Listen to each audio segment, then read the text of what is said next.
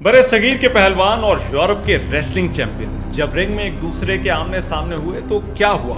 ये एक ऐसा रेसलिंग टूर था जिसके मुकाबलों में एक तरफ देसी पहलवान थे तो दूसरी तरफ यूरोपियन रेसलर्स। लंदन में होने वाली कुश्तियों ने बड़े सगीर के रेसलिंग लेजेंड्स गामा और इमाम बख्श को किस तरह से रेसलिंग की दुनिया में अमर कर दिया, जानिए इस वीडियो में।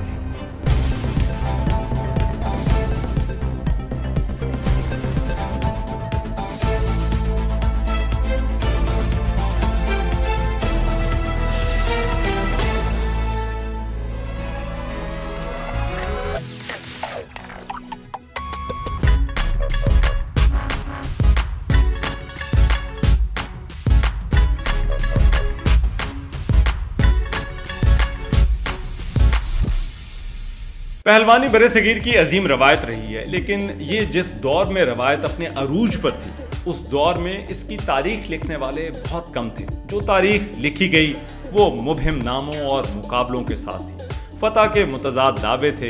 हिंदुस्तानी पहलवानों के बारे में एस मौजमदार ने कहा था कि इस पहलवानी के बहुत से लेजेंड हैं लेकिन कोई हिस्ट्री नहीं है। लेकिन कुछ मुकाबले ऐसे थे जो पहलवानी की इस तारीख में बहुत वेल रिकॉर्डेड हैं। इन मुकाबलों में बड़े सगीर के गामा जैसे पहलवान दुनिया पहलवानी के चैंपियन बने। यूरोप, जापान, अमेरिका के रेसलिंग चैंपियंस उनके सामने ढेर हुए।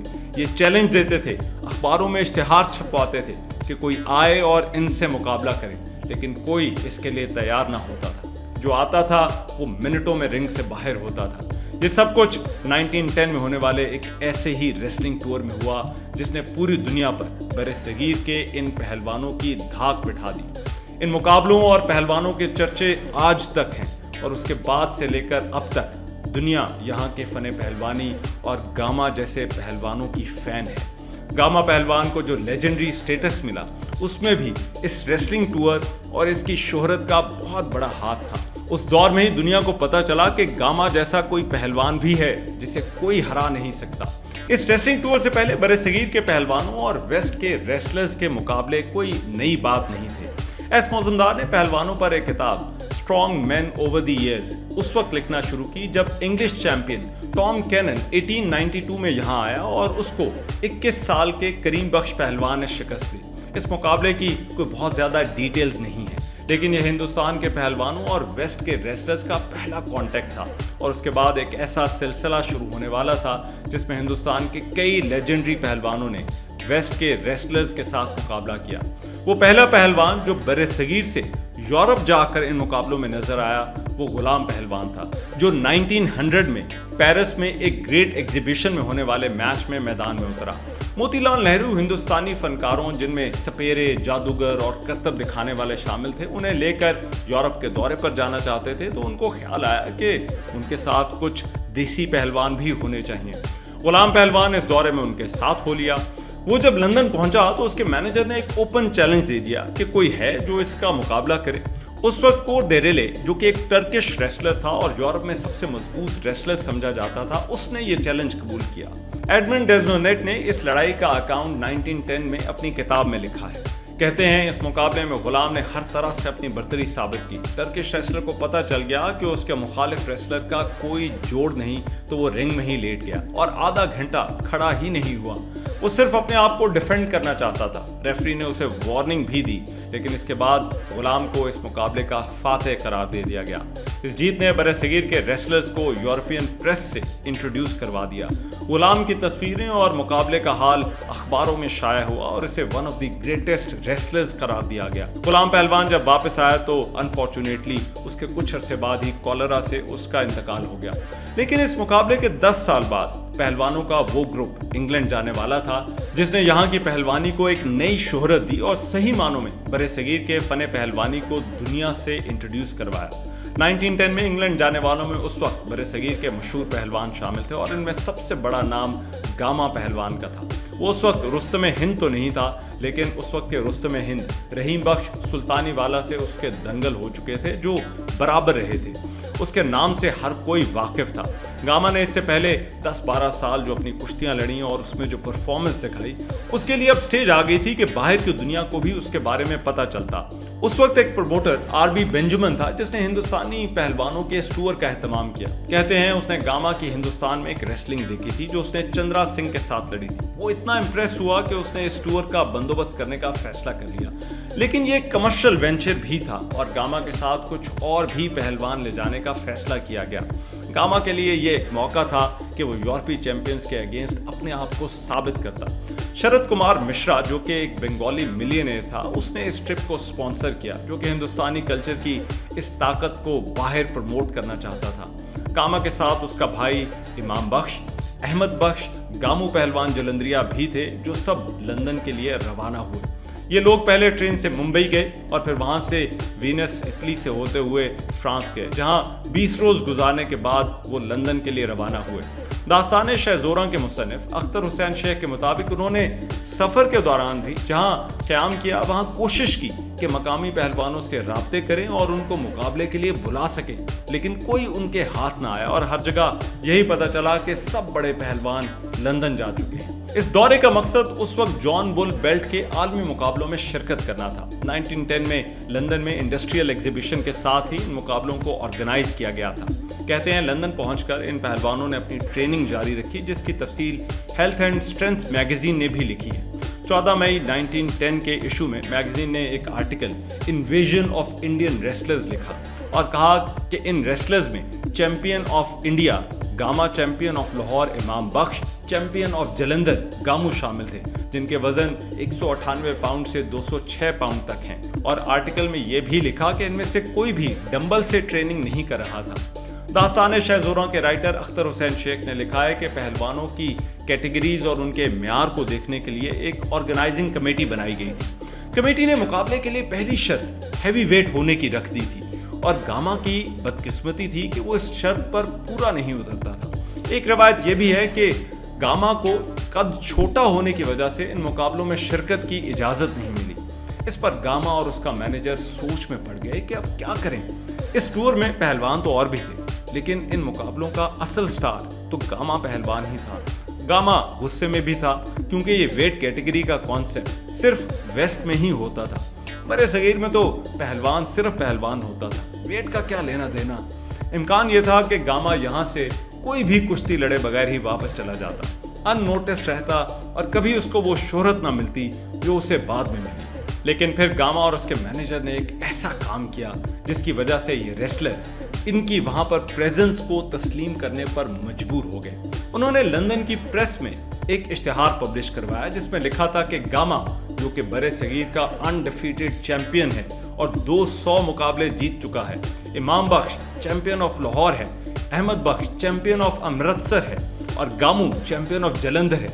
ये चैलेंज करते हैं उनकी टीम का कोई भी रेसलर किसी भी रेसलर को 5 मिनट में ना हरा सका तो उसे 5 पाउंड इनाम दिया जाएगा। और गामा लॉयन ऑफ पंजाब कोई से भी 3 रेसलर्स जो किसी भी वेट कैटेगरी से हों और चाहे वो किसी भी नेशनैलिटी से हों, उन्हें सिर्फ 30 मिनट में हरा देगा।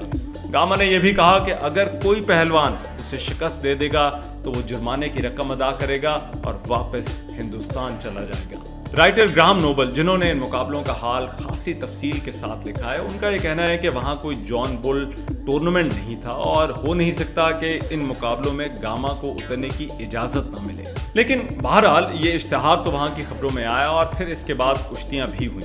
उस वक्त रेसलिंग के ये मुकाबले म्यूजिक हॉल और कमर्शियल तर्ज के थिएटर्स में होते थे। ये पहलवानी कम और एंटरटेनमेंट ज़्यादा होती थी, इसीलिए इस इश्तिहार को भी किसी रेसलर ने सीरियसली नहीं लिया या वो लेना नहीं चाहता था। लेकिन इस इश्तिहार को देखने वाले ज़रूर हैरान थे और लोग ये कहते थे कि क्या जुर्रत है इस पहलवान की कि ये 5 मिनट और इनाम वाली बात कर रहा है। दास्तान शहज़ोरा के राइटर अख्तर हुसैन शेख का ये कहना है कि ये इश्तिहार उस वक्त एक मालदार शख्स की नज़र से गुजरा जिसकी लंदन के आसपास थिएट्रिकल कंपनियां थी।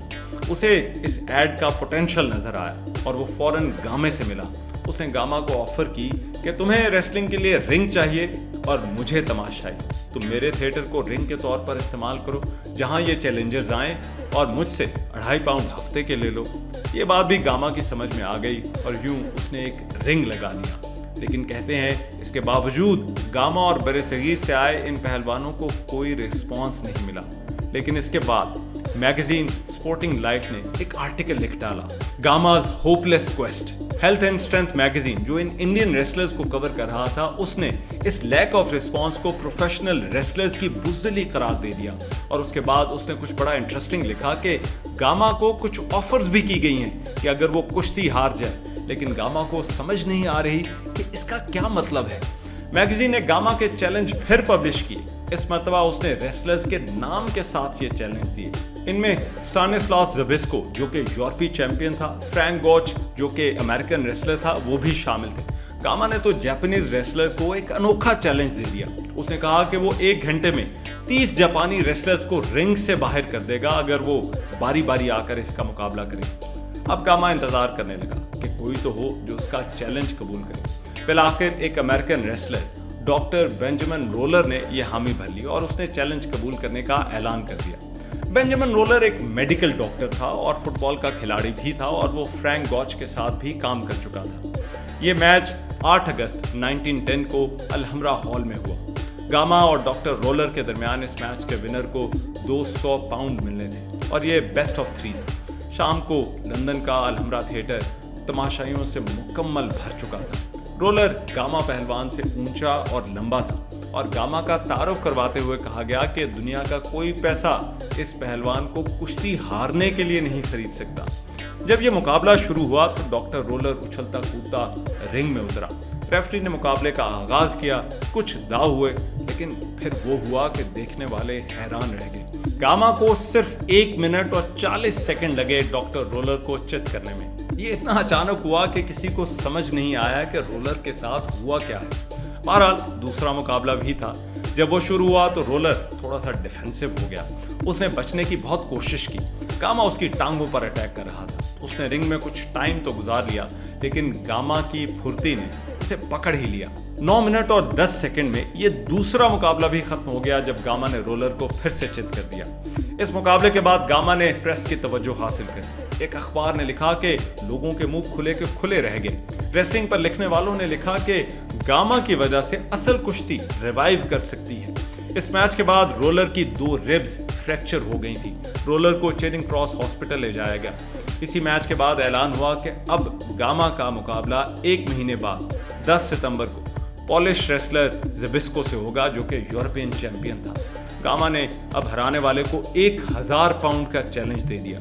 ये चैलेंज फ्रैंक गॉच को भी नाम लेकर दिया गया था जो अभी तक गामा से कुश्ती करने से भाग रहा था। लेकिन इसके बाद इस टूर की दूसरी कुश्ती 5 सितंबर को गामा के भाई इमाम बख्श और स्विस रेसलर जॉन लेम के दरमियान हुई। मुकाबले के आगाज से ही एक 1 साइडेड कॉन्टेस्ट साबित हुआ। इमाम बख्श ने उसे आसानी से उठाया और जमीन पर पटक दिया और ये मुकाबला 3 मिनट में ही खत्म हो गया। स्पोर्ट्समैन मैगजीन ने इमाम बख्श की इस जीत को मास्टरली पीस ऑफ वर्क लिखा। इस पहले मैच के बाद 10 मिनट की ब्रेक थी। ब्रेक के बाद दोनों पहलवान फिर रिंग में आए, लेकिन इस दफा तो देखने वालों को कुश्ती देखने का मौका ही ना मिला। इमाम बख्श ने लेम को 1 मिनट और 8 सेकंड में ही गिरा दिया। ऐसा लगा कि जॉन लेम इमाम बख्श के सामने बिल्कुल बेबस था। इतनी तेजी से कुश्तियों का खत्म होना लंदन में एक सेंसेशन था। कहते हैं जॉन लेम को खुद समझ नहीं आ रही थी कि उसके साथ हुआ क्या है, लेकिन बरतानवी प्रेस ने तो इमाम बख्श की तारीफों के पुल बांध दिए। हेल्थ एंड स्ट्रेंथ मैगजीन ने इमाम बख्श की इस जीत को 1 mighty thrill from start to finish करार दिया। मैगजीन ने यह भी लिखा कि मैच देखने वालों में ज़बिस्को भी शामिल था, जिसका मैच कुछ दिन के बाद था। उसने गामा और रोलर का मैच भी देखा था और वो इंतहाई खामोशी से इस कुश्ती को भी देख रहा था और सोच में था, क्योंकि वो रोलर और लेम जैसे सॉलिड रेसलर्स को इन दोनों भाइयों के हाथों मिनटों में गिरता हुआ देख चुका था। अख्तर हुसैन शेख का यह कहना था कि इन मुकाबलों में पहलवान एक एक करके बाहर होते रहे, क्योंकि जो हार जाता था वो बाहर हो जाता था और जीतने वाले पहलवान का 8 रोज के बाद नए पहलवान से मुकाबला होता था। इस तरह गामा के मुकाबले में सिर्फ ज़बिस्को ही बचा था और जॉन बुल चैंपियनशिप बेल्ट और गामा के दरमियान अब सिर्फ ज़बिस्को ही रह गया था। स्टैनिस्लास ज़बिस्को का ताल्लुक पोलैंड से था और रेसलिंग की दुनिया का वो बड़ा इंटरेस्टिंग कैरेक्टर था। वो ग्रीको रोमन स्टाइल का माहिर था, एक हैवीवेट रेसलर था और उसे ग्रीको रोमन स्टाइल का यूरोपियन चैंपियन भी समझा जाता था। रेसलिंग में वो एक शोमैन था और उसके बारे में कहा जाता था कि वो लोगों को एग्जैक्टली वो देता है जो वो चाहते हैं। वो इससे पहले कई मशहूर कुश्तियां लड़ चुका था। इस मैच की हाइप बहुत ज्यादा थी। बरसगीर के पहलवानों ने अब हर एक की तवज्जो हासिल कर ली थी। बरतानवी प्रेस उनकी ट्रेनिंग और डाइट की खबरों को अब रोजाना रिपोर्ट कर रही थी। वो इन पहलवानों को वेट्स के बगैर ट्रेनिंग करता देखकर और दंड बैठ के निकालता देखकर बहुत फैसिनेट हो रहे थे। इस मैच के लिए इनामी रकम 250 पाउंड और जॉन बुल चैंपियनशिप बेल्ट थी। 10 सितंबर को शाम 4 बजे इस मैच का आगाज होना था। इस मैच के रेफरी मशहूर ज़माना जैक स्मिथ थे। इसका वेन्यू शेफर्ड बुश स्टेडियम था, जो कि 1908 की ओलंपिक्स के लिए बनाया गया था और उसकी कैपेसिटी 68,000 थी। कहते हैं इस मुकाबले को देखने के लिए बड़ी तादाद में लोग स्टेडियम में आए हुए थे। स्टेडियम के दरमियान में एक रिंग लगाया गया था।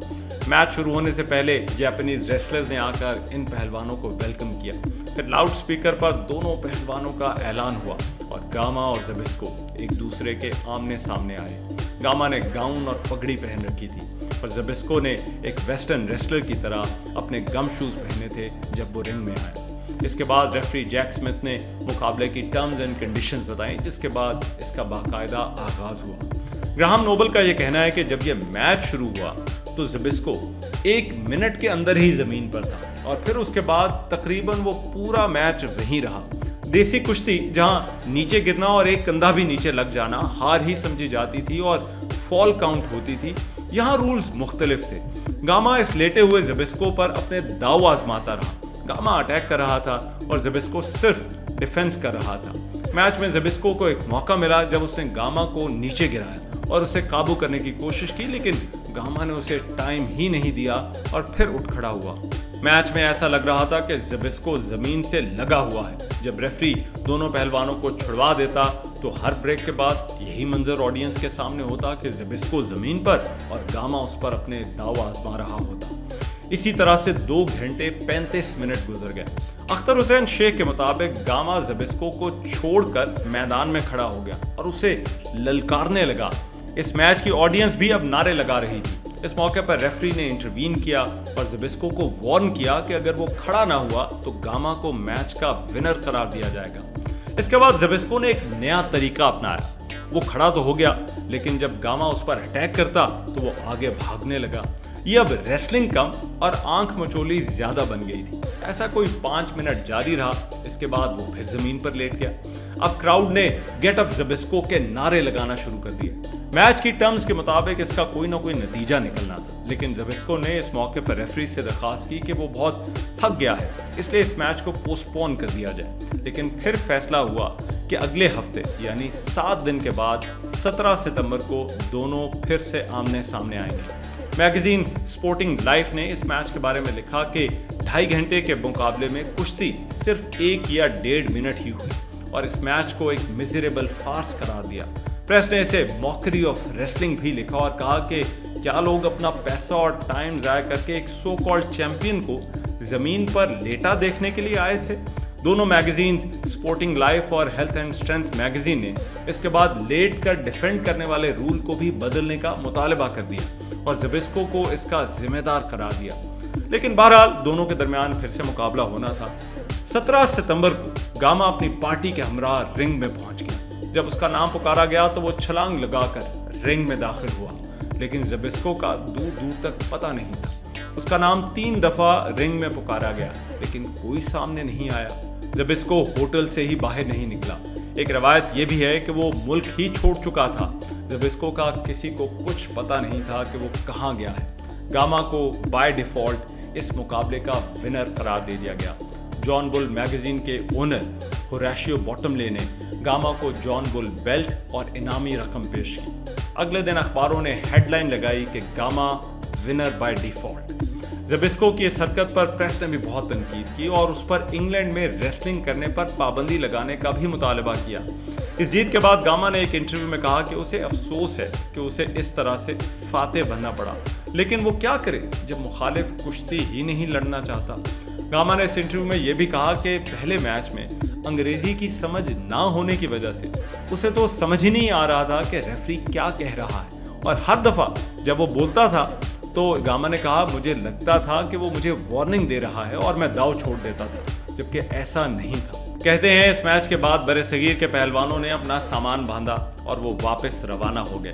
ग्राहम नोबल के मुताबिक इसकी एक वजह ये भी बताई जाती है कि उनके साथ अब रेसलिंग के लिए कोई तैयार नहीं था।